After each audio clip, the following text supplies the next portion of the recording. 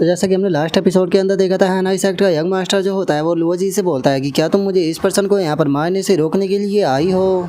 और उसके इतना बोलते के साथ ही जो लुओ जी होती है वो एकदम से अपने घुटनों पर बैठ जाती है और अपने घुटनों पर बैठते हुए जो हैना सेक्ट का यंग मास्टर होता है उसे बोलती है कि यंग मास्टर क्या आप प्लीज़ जो लुओ चैन है उसे जिंदा जाने दे सकते हो। और लुओ जी को ऐसे उसके घुटनों पर बैठा हुआ देखने के बाद उसकी सभी सबॉर्डिनेट भी बहुत ज़्यादा हैरान हो जाती है। तभी जो लुओ जी होती है वो उन सभी से बोलती है कि पीछे हटो, कोई भी यहाँ पर मुझे डिस्टर्ब नहीं करेगा। और इतना बोलकर वो अपने मन में सोचती है कि लुओ चैन के पास में वॉइड फ्लावर मौजूद है, तो इसीलिए वॉइड फ्लावर को पाने के लिए अगर मुझे यहाँ पर ह्यूमिलेशन से भी गुजरना पड़ा तो उसके बाद भी मैं पीछे नहीं हटूंगी। और उसके इतना बोलते ही हम देखते हैं कि जो लुओ चैन होता है वो भी लुओ जी की ऐसी हालत को देख रहा होता है और उसकी ऐसी हालत को देखने के बाद में अब वो भी थोड़ी सी सांस छोड़ते हुए बोलता है कि ठीक है, मैं समझ गया।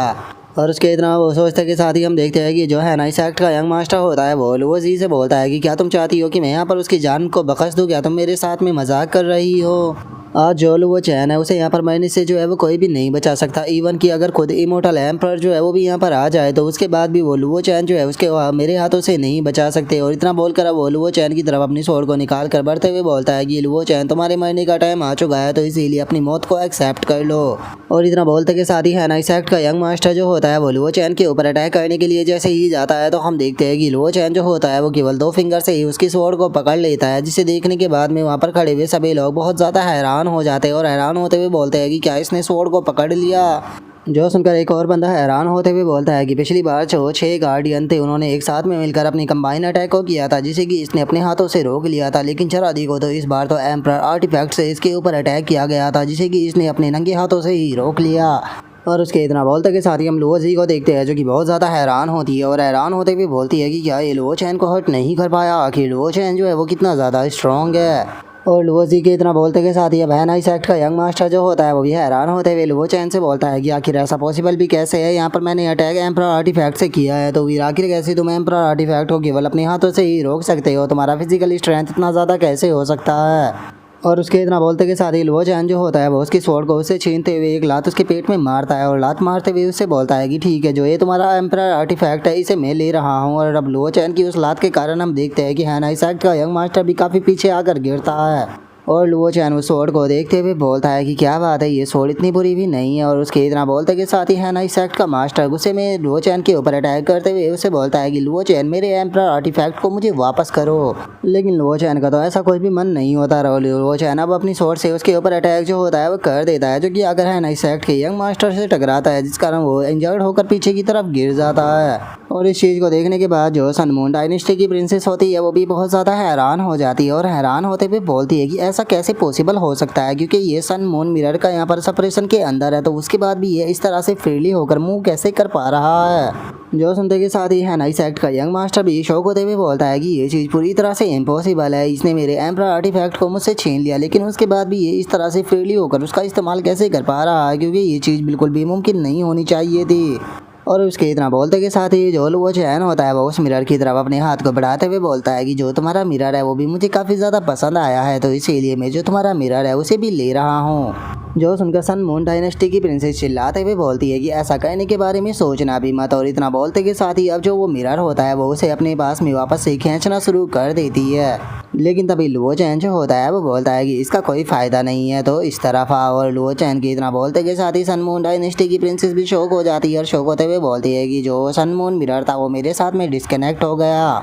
और सन मून डायनेस्टी की प्रिंसेस के इतना सोचते ही लुओ चैन उस मिरर को अपने पास में बुला लेता है और उस मिरर को पकड़ने के बाद में लुओ चैन बोलता है कि ये मिरर इतना भी बेकार नहीं है। वैसे तो तुम दोनों यहाँ पर जो तुम्हारे वेपन है इन्हें एम्परर लेवल का वेपन बता रहे हो, लेकिन ये चीज़ हकीकत नहीं है, बल्कि ये दोनों ही वेपन जो है वो क्वासी एम्परर लेवल के आर्टिफैक्ट है। लेकिन कोई बात नहीं, जब मैं वापस लौटूंगा तो मैं चैन फैमिली के जो मास्टर है उन्हें ये स्वॉर्ड जो है वो दे दूंगा, ताकि वे इसे दोबारा से अच्छे से फॉर्म जो है वो कर सके, जिसके बाद में शायद ये एक एम्परर वेपन बन जाए। और अब लुओ चैन के इतना बोलते के साथ ही जो प्रिंसेस और यंग मास्टर होते हैं वो दोनों ही लुओ चैन के ऊपर अटैक करते हुए उसे बोलते हैं कि लुओ चैन चुपचाप हमारे आर्टिफैक्ट जो है वो हमें वापस करो, नहीं तो हम दोनों जो है वो तुम्हें यहाँ पर बहुत ही दर्दनाक मौत देंगे। और इतना बोलकर वे दोनों लुओ चैन के पास में जाने ही वाले होते हैं, लेकिन तभी लुओ चैन जो होता है वो एक स्लैश अटैक कर उन दोनों को पीछे फेंकते हुए बोलता है कि यहाँ से पीछे हटो। और अब लुओ चैन के उस स्लैश अटैक के कारण हम देखते हैं कि वे दोनों ही काफ़ी पीछे जाकर गिरते हैं।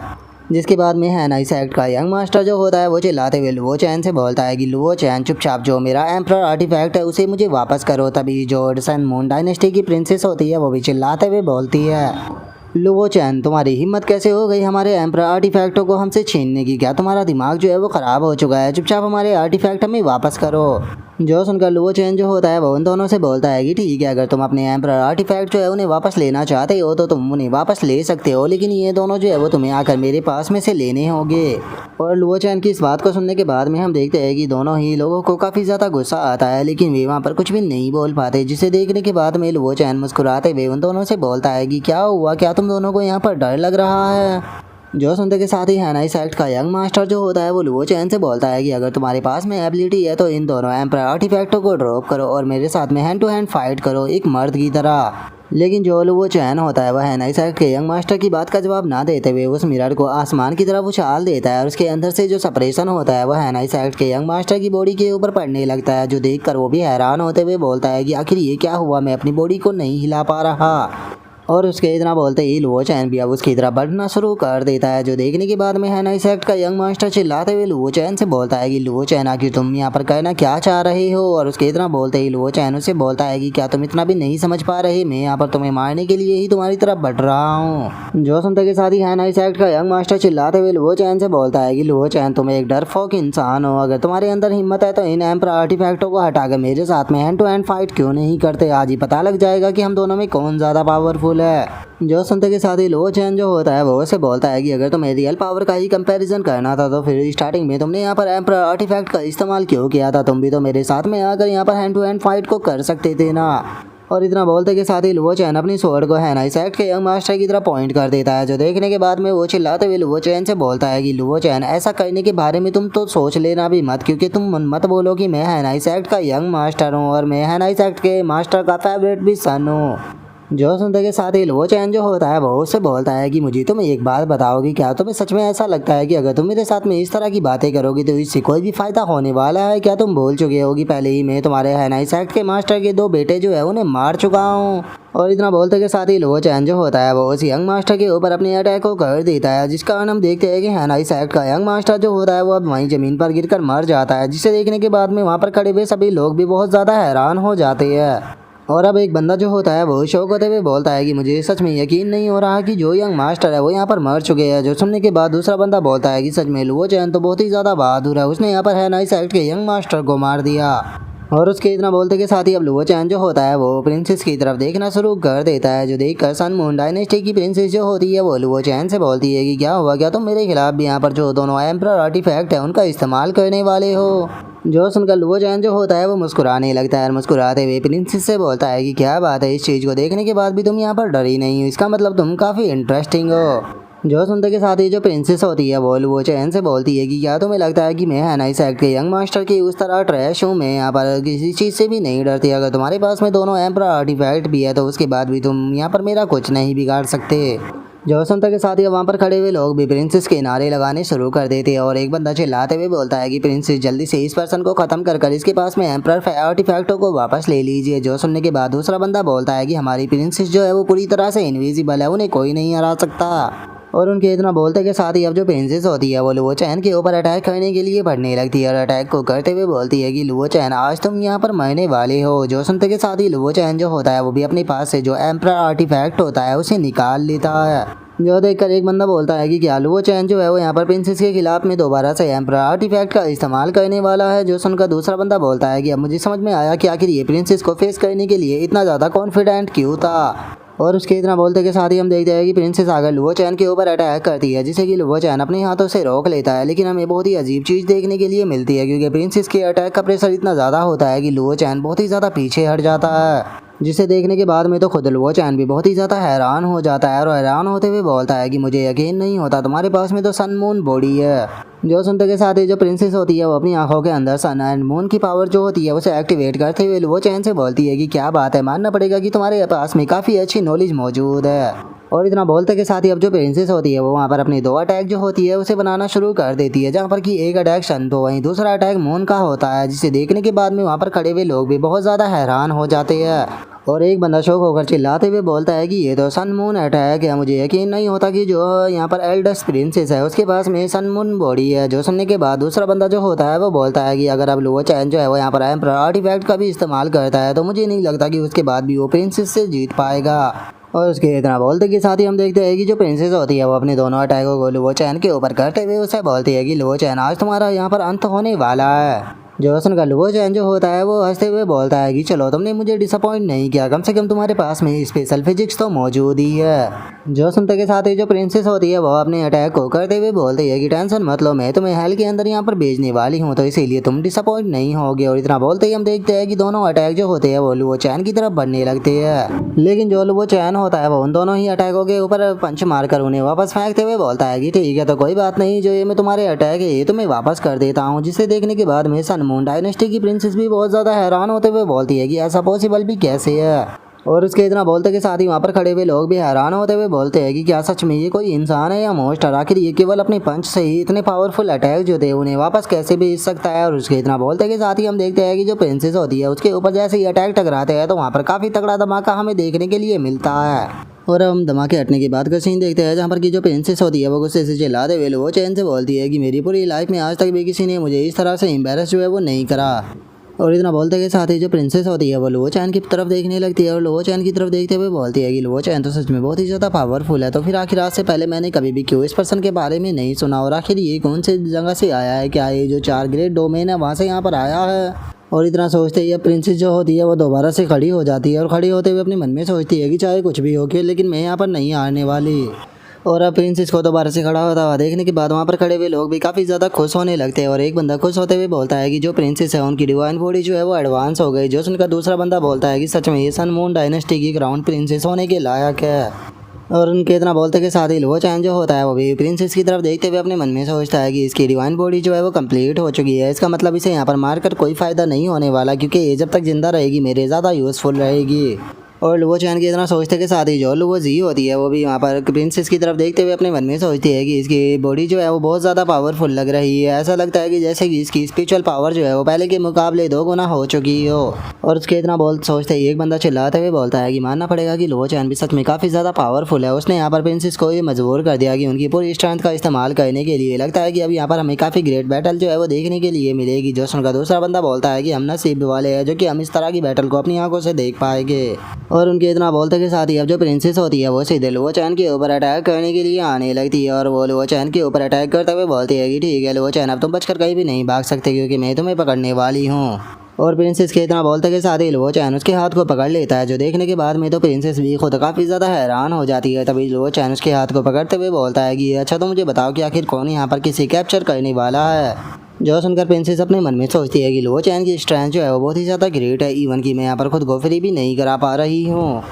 और उनके इतना सोचते के साथ ही वहाँ पर खड़ा हुआ एक बंदा थोड़ा सरप्राइज होते हुए बोलता है कि क्या ये फाइट इतनी जल्दी खत्म हो गई। जो उनका दूसरा बंदा बोलता है कि क्या हम इसी ग्रेट बैटल के बारे में यहाँ पर बात कर रहे थे, हमें तो लगा था कि यहाँ पर हमें काफ़ी मज़ेदार फाइट देखने के लिए मिल जाएगी। और उन लोगों के इतना बोलते के साथ ही हम फ्लाइंग इमोर्टल सेक्ट के अंदर का सीन देखते हैं जहाँ पर कि एक फ्लाइंग बोट आ चुकी होती है जो कि किसी और की नहीं बल्कि लिंग जुई सेक्ट की होती है, जहाँ पर कि फैटी खुश होते हुए बोलता है कि लो हम फ्लाइंग इमोर्टल सेक्ट के अंदर आ गए। जो सुनते के साथ ही एल्डर वो जो होता है वो भी इधर उधर देखने लगता है, इधर उधर देखते हुए बोलता है कि ये तो काफ़ी अजीब है, आखिर फ्लाइंग इमोर्टल सेक्ट के बाहर इतने सारे कल्टीवेटर मौजूद क्यों है। जो सुनते के साथ ही ग्रेट एल्डर जो होता है वो बोलता है कि मुझे लगता है कि यहाँ पर कुछ बड़ी चीज़ जो है वो होने वाली है, क्योंकि मुझे अंदर से इस तरह की फीलिंग आ रही है कि ये सभी लोग जो है वो बहुत ही ज़्यादा पावरफुल है और यहाँ पर इनमें से काफ़ी लोग तो मुझे ट्रांसडेट रियलम के कल्टीवेटर भी लग रहे हैं। सच में मैन डोमेन जो है वो यहाँ पर अपनी रेपुटेशन को रखता है। जो सुनकर एल्डर वो जो होता है वो जियोन की तरफ देखते हुए उसे बोलता है कि जियोन क्या है, फ्लाइंग इमोर्टल सेक्ट के अंदर जो मास्टर लुओ चैन थे उन्होंने सच में यहाँ पर आने के लिए बोला था, आखिर वे है कहाँ पर, क्योंकि वे तो नज़र भी नहीं आ रहे और आखिर यहाँ पर चल क्या रहा है।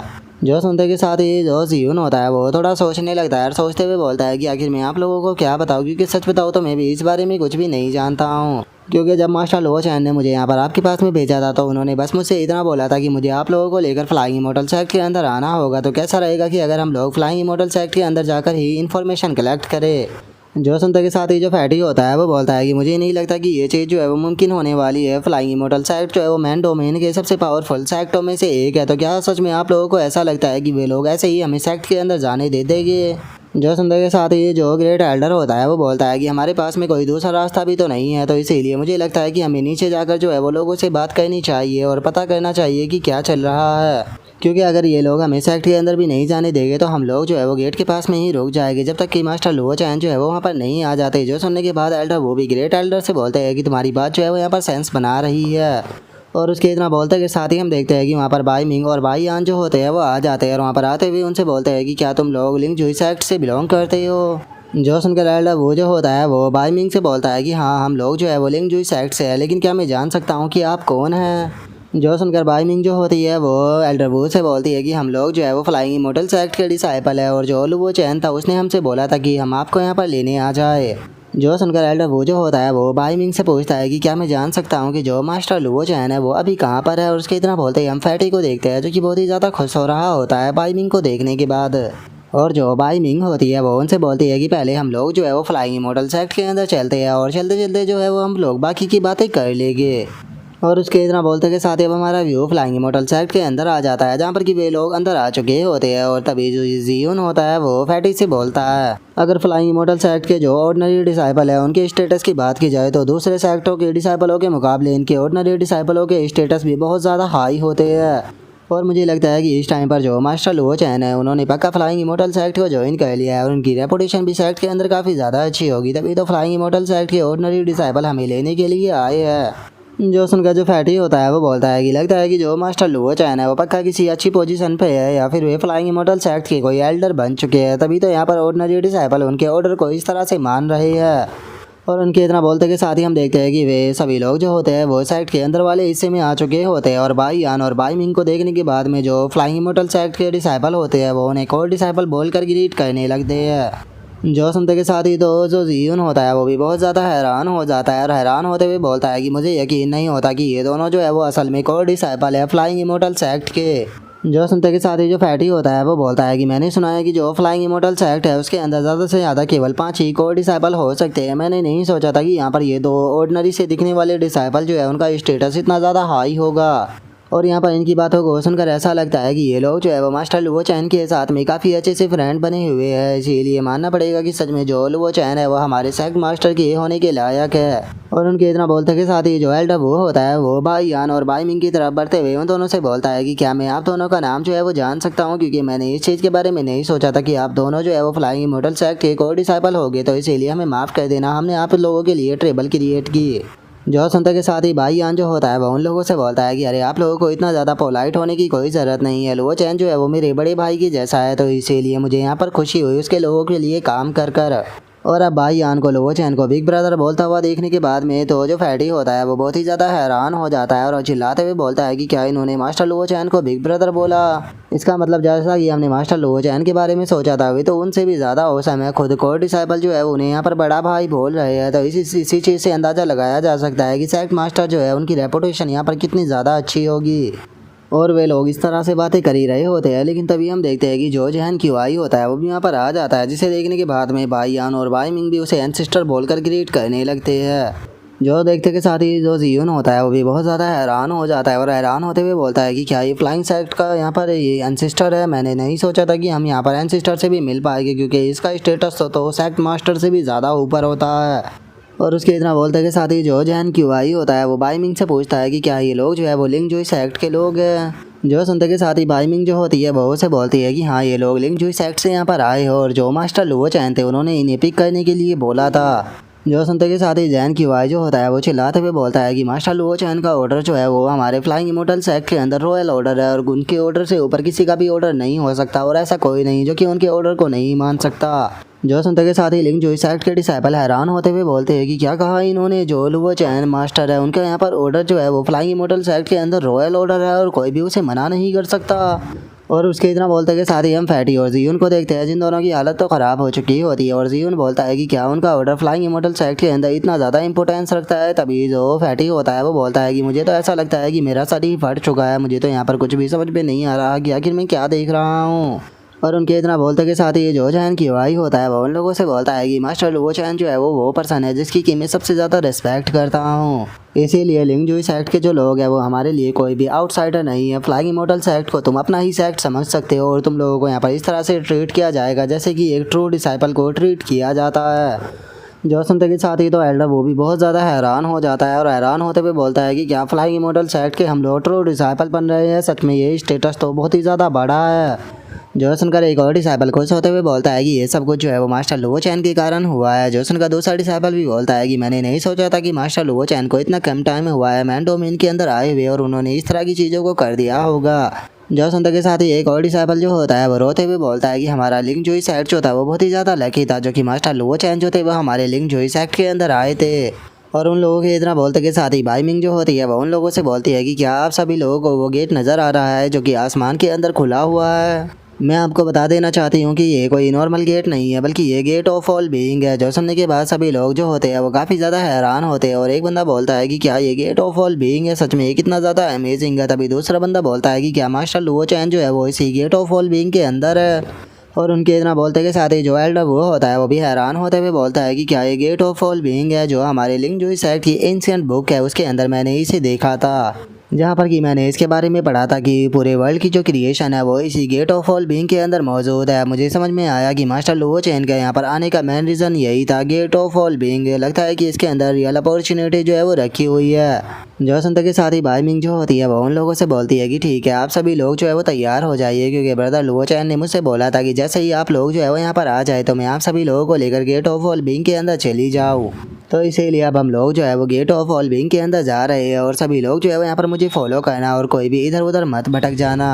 और उसके इतना बोलते के साथ ही अब हमारा व्यू लुओ चैन के ऊपर आ जाता है जिसने कि प्रिंसेस को पकड़ा हुआ होता है और वो प्रिंसेस से बोलता है कि ठीक है यहाँ पर ज़्यादा फोर्स का इस्तेमाल करना बंद करो नहीं तो तुम मुझे बेफालतू की फोर्स करोगी। जो सुनने के बाद में प्रिंसेस चिल्लाते हुए बोलती है कि मुझे जाने दो नहीं तो तुम्हारे साथ में बिल्कुल भी अच्छा नहीं होगा। जो सुनते के साथ ही लुओ चैन जो होता है वो डीमन ब्रीडिंग वेन का इस्तेमाल कर जो प्रिंसेस होती है उसे वहीं पर ही बांध देता है। जो देखने के बाद में प्रिंसेस जो होती है वो चिल्लाते हुए लुओ चैन से बोलती है कि डैम इट, सच में तुम तो बहुत ही रूड पर्सन हो। वैसे तो मैं इस स्टेज को कहना नहीं चाहती थी लेकिन तुमने अभी स्टेज को मुझे कहने पर मजबूर कर दिया है। और इतना बोलते के साथ ही वो सन मून आई टेक्निक का इस्तेमाल लुओ चैन के ऊपर कर देती है और उसके इस टेक्निक का इस्तेमाल करते के साथ ही हम देखते हैं कि उसकी आंखों से एक अजीब सी प्रकार की एनर्जी जो होती है वो निकलकर जो लुओ चैन होता है उसकी बॉडी के चारों तरफ घूमना शुरू कर देती है। जिसके बाद में प्रिंसेस जो होती है वो चिल्लाते हुए वहाँ पर खड़े हुए सभी लोगों से बोलती है कि लुओ चैन जो है वो मेरी आई टेक्निक के अंदर कंफ्यूज हो चुका है तो इसीलिए सभी लोग जो है वो एक साथ में मिलकर इसके ऊपर अटैक करके इसे ख़त्म करो। मैं तुम सभी लोगों से यहाँ पर वादा करती हूँ कि जो भी यहाँ पर लुओ चैन को मारने में मेरी मदद करेगा सन मून डायनेस्टी के अंदर लौटने के बाद में मैं उन सभी लोगों को नोबेल का टाइटल जो है वो दिलवाऊंगी। जो सुनते के साथ ही सभी लोग बहुत ही ज़्यादा खुश हो जाते हैं और खुश होते हुए बोलते हैं कि क्या हमें नोबेल का टाइटल मिल सकता है। जो सुनने के बाद दूसरा पर्सन बोलता है कि मैंने कभी भी नहीं सोचा था कि मेरी ज़िंदगी में एक इतनी अच्छी अपॉर्चुनिटी मेरे सामने आएगी, मैं इसे अपने हाथ से बिल्कुल भी जाने नहीं देने वाला। और इतना बोलते के साथ ही अब ये सभी लोग एक साथ में लुओ चैन के ऊपर अटैक कर देते हैं और लुओ चैन के ऊपर अटैक करते हुए बोलते हैं कि अभी वो प्रिंसेस की आई टेक्निक के अंदर फंसा हुआ है तो हम लोगों के पास में यही सबसे अच्छा मौका है इसके ऊपर अटैक करके इसे यहीं पर ही ख़त्म कर देने का। और उनके इतना बोलते के साथ ही अचानक से जो लुओ चैन होता है वो जो प्रिंसेस होती है उसके कंधे पर अपने हाथ को रख देता है। जो देखने के बाद में तो प्रिंसेस भी हैरान हो जाती है और हैरान होते हुए बोलती है कि एक मिनट रुको, आखिर तुम यहाँ पर क्या करना चाह रही हो। और उसके इतना बोलते के साथ ही हम देखते हैं कि लुओ चैन जो होता है वो प्रिंसेस को वहाँ से लेकर जो टेंपल होता है उसके ऊपर टेलीपोर्ट हो जाता है जिसका उन लोगों का अटैक लुओ चैन को नहीं लग पाता। और जो प्रिंसेस होती है वो चिल्लाते हुए लुओ चैन से बोलती है कि बास्टर्ड मुझे जाने दो। और अब लुओ चैन को अपने अटैक से बचता हुआ देखने के बाद एक बंदा जो होता है वो बोलता है कि आखिर वो एकदम से यहाँ से डिसअपेयर कैसे हो गया। जो सुनने के बाद दूसरा बंदा बोलता है कि डैम इट, ये बास्टर्ड जो है वो मेरे अटैक से बच गया। और उनके इतना बोलते के साथ ही हम लुओ चैन को देखते हैं जो कि यहाँ पर जो एंशिएंट टेंपल मौजूद होता है उसके गेट की तरफ देखना शुरू कर देता है। जो देखने के बाद में जो प्रिंसेस होती है वो चिल्लाते हुए लुओ चैन से बोलती है कि लुओ चैन आखिर तुम यहाँ पर क्या करना चाह रही हो। जो सुनते के साथ ही जो लुओ चैन होता है वो उस गेट को टच करने लगता है और उस गेट को टच करते हुए बोलता है कि ठीक है जो सील है वो कमज़ोर हो चुकी है। और लुओ चैन की इतना सोचते के साथ ही जो प्रिंसेस होती है वो लुओ चैन से बोलती है कि लुओ चैन क्या तुम इसे एंशिएंट टेंपल को यहाँ पर ओपन करने वाली हो तो सपना देखना बंद करो क्योंकि इसे ओपन करने के लिए मैंने और हैनाई साइड के यंग मास्टर ने बहुत ज़्यादा कोशिश की थी लेकिन हम इसे ओपन नहीं कर पाए थे। जो सुनते के साथ ही जो लुओ चैन होता है वो प्रिंसेस के फोरहेड के ऊपर अपनी फिंगर को मारते हुए उसे बोलता है कि अपनी बेफालतू की बकवास बंद करो और बस यहाँ पर देखो। और अब लुओ चैन के इतना बोलते हैं हम देखते हैं कि प्रिंसेस के फोरहेड के अंदर से ब्लड निकलने लगता है। जो देखकर वो चिल्लाते हुए बोलती है कि आखिर तुम क्या कर रहे हो। जो सुनते के साथ ही लो चैन जो होता है वो प्रिंसेस की बॉडी के अंदर से ब्लड को निकालने लगता है और उसके ब्लड को निकालते हुए बोलता है कि मैं जो तुम्हारा डिवाइन ब्लड है उसे थोड़ा सा बोरो कर रहा हूँ। और अब इस चीज़ को देखते के साथ ही प्रिंसेस जो होती है वो भी बहुत ज़्यादा हैरान हो जाती है और वो चिल्लाते हुए लो चैन से बोलती है कि आखिर तुम मेरी बॉडी के अंदर से जो मेरा डिवाइन ब्लड है उसे कैसे निकाल सकते हो। और इतना बोलते के साथ ही जो प्रिंसेस होती है वो चिल्लाते हुए सभी लोगों से बोलती है कि जल्दी से इस बास्टर्ड को रोको, नहीं तो ये मेरा सारा डिवाइन ब्लड जो है उसे ख़त्म कर देगा। इसीलिए मैं यहाँ पर तुम लोगों को कुछ भी देने के लिए तैयार हूँ इसे रोकने के लिए। जो सुनते के साथ ही सभी लोग लुओ चैन के ऊपर अटैक करने के लिए आने लगते हैं और चिल्लाते हुए बोलते हैं कि लुओ चैन वहीं पर ही रुक जाओ। लेकिन लुओ चैन उनकी बात पे ध्यान ना देते हुए जो डिवाइन ब्लड होता है उसे गेट की तरफ फेंकते हुए बोलता है कि चलो टाइम आ चुका है गेट को ओपन करने का। और इतना बोलते के साथ ही जो लुओ चैन होता है वो उस ब्लड को गेट के ऊपर डाल देता है, जिस कारण हम देखते हैं कि गेट के अंदर से बहुत ही सारी इलेक्ट्रिसिटी जो होती है वो निकलने लगती है। जिसके बाद में अब लुओ चैन जो होता है वो देखता है कि सभी लोग उसके ऊपर अटैक करने के लिए आ रहे होते हैं, जिन्हें देखने के बाद में लुओ चैन बोलता है कि ठीक है अब टाइम आ चुका है तुम लोगों से भी यहाँ पर निपटने का। और इतना बोलते के साथ ही जो लुओ चैन होता है वहाँ पर किसी स्पेल को करने लगता है और स्पेल को करते हुए चिल्लाकर बोलता है कि ठीक है जल्दी से डोर ओपन हो जाओ। और लुओ चैन के इतना बोलते के साथ ही हम देखते हैं कि वहाँ पर एक एनर्जी का बहुत ही तगड़ा फ्लैक्चुएशन हमें देखने के लिए मिलता है। और अब फाइनली हम देखते हैं कि वहाँ पर से काफ़ी सारी गोल्डन एनर्जी निकलना स्टार्ट हो जाती है, जो कि सभी की सभी जो भी कल्टीवेटर लुओ चैन की तरफ आ रहे थे उनकी तरफ जाने लगती है। और इससे पहले कि वे कुछ समझ पाते हुए सभी उस एनर्जी के अंदर कैद हो जाते हैं, जो देखने के बाद वे भी शौक होते हुए बोलते हैं कि आखिर ये क्या है। और इतना बोलते के साथ ही हम देखते हैं कि वहाँ पर एक बंदा जो होता है उसकी बॉडी जो होती है वो मेल्ट होने लगती है, जो देखकर वो भी चिल्लाने लगता है, लेकिन कुछ ही पल में उसकी बॉडी पूरी तरह से ख़त्म हो जाती है, जो देखकर वहाँ पर सभी लोग बहुत ही ज़्यादा हैरान हो जाते हैं। जिसके बाद में अब सभी लोग वहाँ पर चिल्लाने लगते हैं और चिल्लाते हुए बोलते हैं कि प्लीज़ हमारी मदद करो, कोई हमारी मदद करो। तभी एक बंदा लुओ चैन से माफ़ी मांगते हुए बोलता है कि लुओ चैन मैं मानता हूँ कि मैं गलत था, प्लीज़ मुझे माफ़ कर दो, मैं आज के बाद में कभी भी यहाँ पर नहीं आऊँगा। जो सुनते के साथ ही लुओ चैन जो होता है वो उन लोगों से बोलता है कि अब इस चीज़ के लिए यहाँ पर बहुत ज़्यादा देर हो चुकी है, तुम लोगों ने यहाँ पर जो कुछ भी किया है उसके लिए तुम लोग इसी चीज़ सज़ा को डिज़र्व करते हो। और लुओ चैन की इतना बोलते के साथ ही हम देखते हैं कि वे सभी के सभी जो होते हैं वो वहीं पर ही ख़त्म हो जाते हैं। और उन लोगों के ख़त्म हो जाने के बाद में वो एनर्जी जो होती है वो भी वापस से पैलेस के अंदर चली जाती है।